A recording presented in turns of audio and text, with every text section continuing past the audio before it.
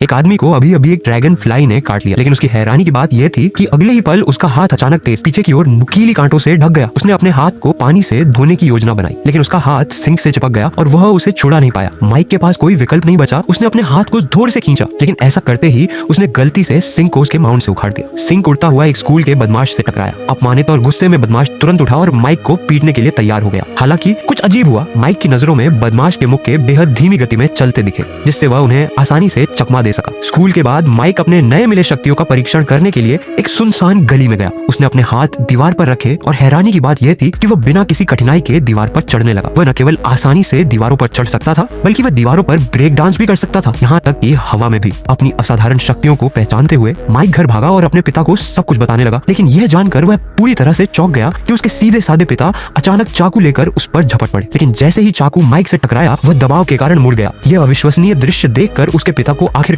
उसकी बात पर विश्वास हो गया। जैसे ही माइक अपराध से लड़ने के बारे में सोच रहा था, एक व्हील चेयर में बैठा आदमी उसके पास आया और दावा किया कि वह उसे असली सुपर पावर के रहस्य सिखा सकता है। उस आदमी ने माइक को एक स्कूल में ले जाया जहां हर किसी के पास अनोखी शक्तियां थी। उसने माइक से कहा कि अगर वह सुपर हीरो बनना चाहता है तो उसे अपना बैटल सूट बनाना होगा। अपनी शक्तियों में महारत हासिल करने के लिए दृढ़ संकल्पित माइक ने अकादमी में कड़ी मेहनत करने का फैसला किया। उसी रात उसने एक सूट डिजाइन किया और उसे नाम दिया ड्रैगन फ्लाई मैन।